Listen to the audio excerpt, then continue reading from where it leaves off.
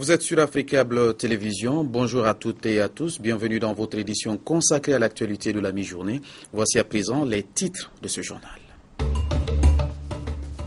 Lutte contre Ebola, les dispositifs sanitaires se renforcent en Afrique de l'Ouest. Au Mali, le Premier ministre s'est rendu sur quelques cordons sécuritaires autour de la capitale Bamako pour constater l'évolution de la situation sur le terrain.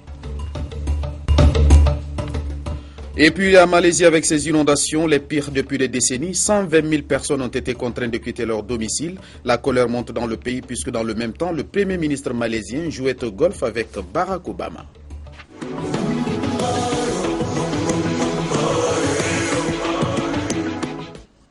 Merci de nous rejoindre sur la première chaîne panafricaine. C'est sur le Mali que nous ouvrons ce journal. Le Mali a réussi à vaincre Ebola, mais la vigilance doit être accrue. C'est en substance le message du Premier ministre Moussa Mara qui s'est rendu sur quelques cordons sécuritaires autour de la capitale Bamako pour constater l'évolution de la situation sur le terrain. Reportage Abdoulaye Mega, Ramassissé, un commentaire signé Mahmoud Kabadiakiti. Renforcer et rendre fonctionnels les dispositifs de lutte contre l'épidémie à virus Ebola. C'est dans cette optique que le chef du gouvernement malien a effectué une série de visites qu'il a conduit tour à tour au Centre national d'appui à la lutte contre la maladie, au site de Médecins sans frontières, en passant par la gare routière de Djikoroni, l'aéroport international de Bamako et autres. Nous sommes allés au centre opérationnel d'urgence pour voir le site de traitement et nous assurer que, bien qu'il n'y ait aucun cas, ni un cas suspect, ni un cas confirmé, bien qu'il n'y ait aucun cas du tout dans le centre, que le centre fonctionne et que les agents sont disponibles et que les agents sont en mesure de faire face à toute urgence qui pourrait se présenter dans les jours, la semaine ou les mois ou même les années à venir. Donc on a vu que vraiment le dispositif est fonctionnel, les agents respectent les protocoles, tout se passe bien. Selon le Premier ministre, il faut que les agents déployés sur les sites maintiennent la vigilance nécessaire et que le Mali reste définitivement à l'abri d'infections et de tous les dangers liés à la maladie. Il faut qu'on fasse en sorte que les grandes agglomérations comme Bamako soient vraiment sécurisées en termes d'accès et qu'il y ait des vérifications d'usage. Aujourd'hui, nous avons fait ce constat et Inch'Allah, on va renforcer le dispositif. Et là où les cordons existent aussi des difficultés logistiques que nous avons identifiées, on fera en sorte que ces difficultés logistiques soient corrigées pour que le dispositif soit non seulement fonctionnel, mais qu'il puisse se renforcer de jour en jour. Certes, le Mali a peut-être gagné une bataille contre Ebola, puisqu'à la date d'aujourd'hui, le pays est totalement indemne de cas suspects, de cas contacts et de cas confirmés, mais la lutte est loin d'être terminée. Selon les autorités, il faudrait que chaque Malien puisse faire sa partition, où qu'il soit. Lutte contre Ebola toujours. Important dispositif sanitaire à la foire internationale de Dakar au Sénégal pour barrer la route à la maladie et sensibiliser également sur les autres formes d'infection bactérienne. Mais les agences sanitaires se heurtent parfois à une certaine résistance, nous disent Louise Tinassagna, Souleymane Anne et Antoumar du Bureau africable de Dakar. Comment barrer la route à Ebola? La foire internationale de Dakar, elle, a une solution. Installer des lavabos et imposer aux visiteurs de se laver les mains à l'entrée comme à la sortie. Ces mesures-là sont très importantes parce qu'il y a beaucoup de pays étrangers qui sont là au niveau du foire. Bon, c'est pour cela qu'on a mis ici des matériels. Avant d'entrer et sortir, il faut laver les mains, quoi. C'est très important. Ça, c'est la prévention et c'est très important. C'est bien fait parce que avec les étrangers qui sont venus jusqu'au niveau du foire, parce que vraiment on est content parce que toutes les mesures qu'on a prises, nous on est satisfaits parce que nous sommes des Sénégalaises, il y a beaucoup de raisons et des pays qui sont là quand même, on a pris des mesures. En cette période où Ebola sévit dans certains pays africains, certaines personnes trouvent le moyen de refuser de se laver les mains, même si elles sont conscientes que la FIDAK reçoit des visiteurs d'ici et d'ailleurs, mais aussi des exposants venus de tous les continents. Pour nous sensibiliser, pour nous raxasu, pour aar sen bopp ci Ebola, Nous sommes à la foire internationale de Dakar pour sensibiliser les visiteurs sur la maladie à virus Ebola, mais également sur toute autre maladie. Nul n'ignore qu'une foire, c'est un lieu de convergence des personnes d'ici et d'ailleurs. Parfois, nous notons des entêtements de la part de certains visiteurs qui ne veulent même pas faire le petit geste sanitaire. Dans tous les cas, ici, nous avons tout ce qu'il faut pour éviter la propagation d'infections bactériennes. Rappelons que la Foire internationale de Dakar est un rendez-vous de commerce intense, d'échanges économiques, de réflexion, de débats et de partage sur différents thèmes d'actualité et de portée nationale et internationale. Cette 23e édition se poursuit jusqu'au 29 décembre 2014. Et au Niger, c'est l'impact socio-économique de la maladie qui a été évoqué ce vendredi dans un rapport de la Commission économique des Nations Unies pour l'Afrique. Il ressort du document qu'en dehors des pays touchés, le reste de l'Afrique subit également les conséquences socio-économiques de la maladie. La CIA a aussi fait des recommandations pour circonscrire l'épidémie. Sarki Aboubakar, Razak Abaché du Bureau africain de Niamey. Ce rapport sur l'étude de la maladie à virus Ebola est assez précis sur les voies et moyens pouvant concourir à réduire l'impact de la maladie, surtout dans les pays affectés. Les calculs rapides que nous avons faits pour les 3 pays, nous parlons d'un montant d'à peu près 2,6 milliards. S'il y a une annulation de la dette de cet ordre-là pour ces 3 pays, les montants qui vont être dégagés peuvent être utilisés pour faire face à la situation sanitaire, mais aussi pour investir dans les autres projets de développement. Ce rapport présente surtout les incidences économiques et sociales de la maladie sur les pays touchés et sur l'Afrique dans son ensemble. Les gens ne vont plus travailler comme ils le faisaient normalement, ce qui réduit le nombre d'heures de travail. Les gens ne consomment plus comme ils le faisaient avant cette maladie, ce qui réduit la capacité de production des entreprises, ce qui réduit les revenus que l'État peut recevoir, des taxes sur la valeur ajoutée, des taxes sur le revenu, des importations. Tout ça combiné fait qu'il y a des sérieux manques à gagner en termes de revenus pour le gouvernement, alors que les dépenses augmentent. L'étude pointe aussi du doigt la vulnérabilité des systèmes de santé en Afrique, considérée comme l'un des problèmes majeurs du continent. L'OMS demande à ce que le budget des pays consacre à peu près au moins 9% aux problèmes de santé. La CEDEAO demande 15%. La plupart des pays africains n'atteignent même pas ce niveau-là. C'est ce qui fait que nos systèmes de santé ne sont pas prêts à faire face à ce genre de choses. Et qui fait qu'une maladie comme Ebola ait des répercussions qui vont bien au-delà des questions sanitaires. L'étude révèle aussi que si la maladie à virus Ebola présente des taux élevés de mortalité, elle n'est pas la plus mortelle.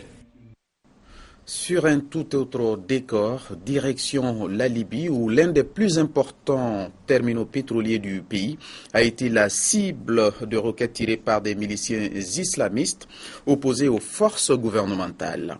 Il faut noter que la production pétrolière s'est littéralement effondrée et le pays s'enfonce de plus en plus dans le chaos. Cette colonne de fumée provient d'un réservoir pétrolier dans le terminal à Cédra. Les miliciens islamistes de la coalition Fajr Libya ont mené une offensive musclée pour tenter de prendre le contrôle du croissant pétrolier qui comprend aussi les terminaux de Ras Lanouf et de Berga, les plus importants du pays. La zone est le théâtre depuis plusieurs jours d'affrontements entre les forces gouvernementales et les phalanges extrémistes. Au moins 22 soldats ont été tués dans ces attaques. Parallèlement, les miliciens ont lancé une offensive dans la région de Sirte, faisant 18 morts parmi les militaires.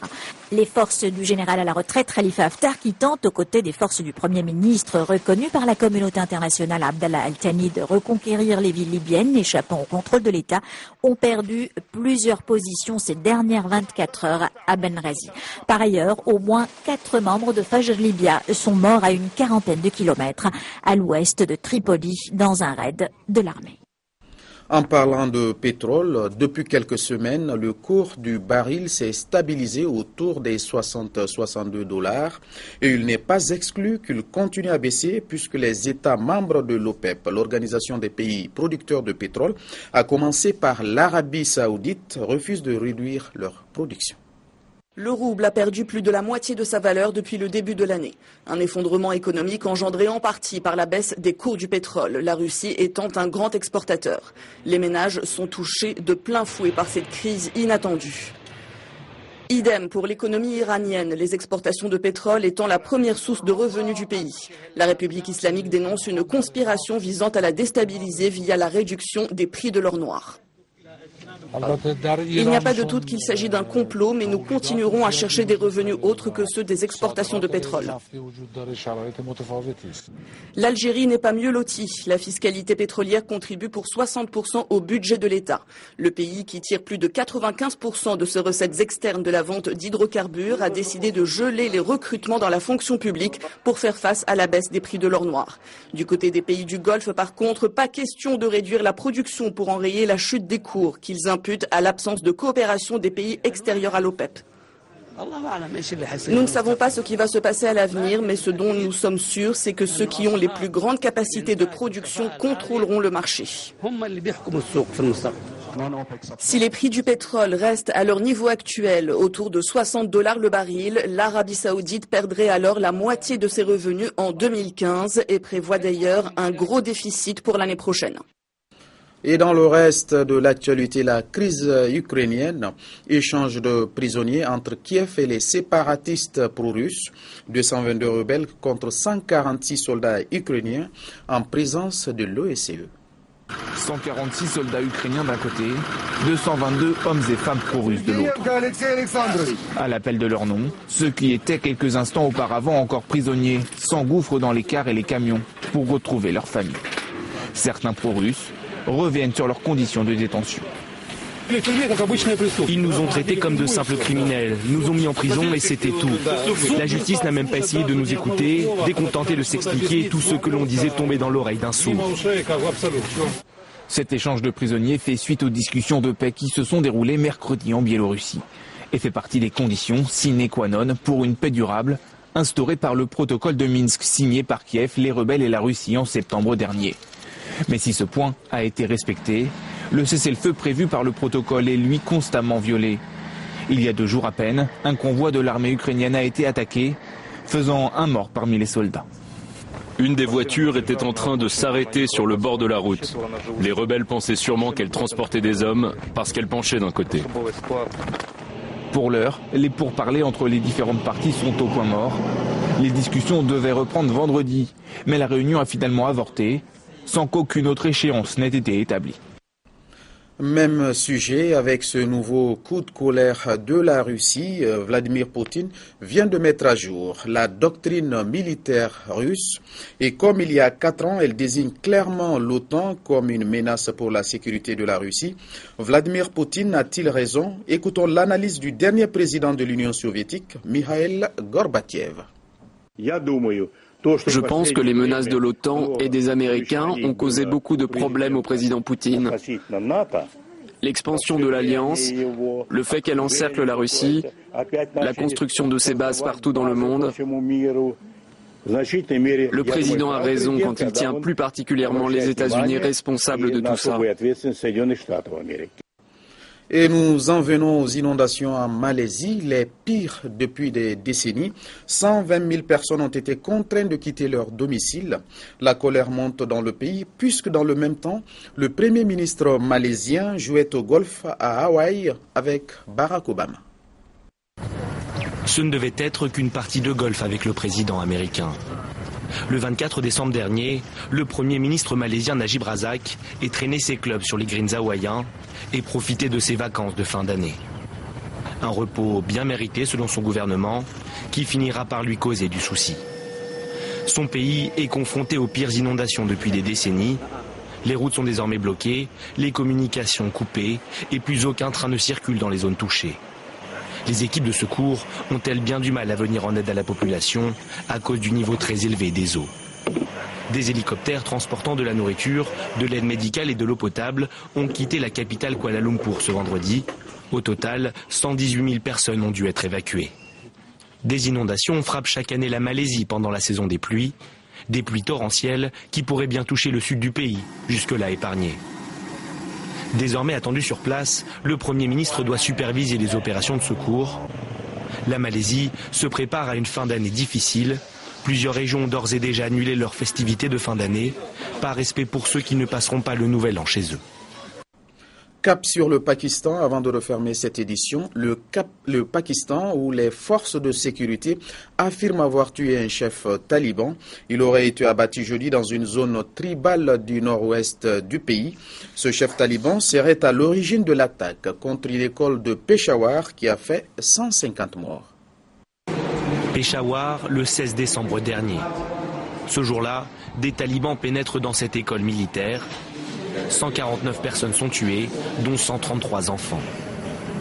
Les autorités assurent ce vendredi avoir tué l'un des chefs talibans, à l'origine de l'attaque. Le terroriste tué a été identifié comme l'un des commandants les plus recherchés. Son nom est Saddam. Saddam était le commandant opérationnel des talibans pakistanais. L'un des plus recherchés et l'un des plus dangereux. Il a été le cerveau de plusieurs attaques terroristes. Le leader taliban aurait été tué jeudi soir dans un échange de tirs avec les forces de sécurité dans la zone tribale de Khyber, proche de Peshawar. 6 de ses complices auraient été également blessés et arrêtés au cours de l'opération. Des informations impossibles à vérifier, la zone étant interdite aux journalistes. De son côté, l'armée a mené des frappes aériennes près de la frontière afghane. Toujours selon les autorités pakistanaises, 23 insurgés auraient été tués, dont plusieurs commandants talibans. Plus tôt dans la semaine, le Premier ministre avait déjà annoncé le durcissement de la lutte contre les talibans, avec la mise en place de tribunaux militaires et la levée de son moratoire sur la peine de mort dans les cas de terrorisme. Voilà, c'est tout pour cette édition et juste après, vous pourrez suivre votre émission À votre avis à partir de 13h, suivi à partir de 14h de l'émission Weltari. C'est tout pour cette édition. Merci à vous de l'avoir suivi et surtout merci de votre patience. Excellente suite de programmes sur Africable Télévision.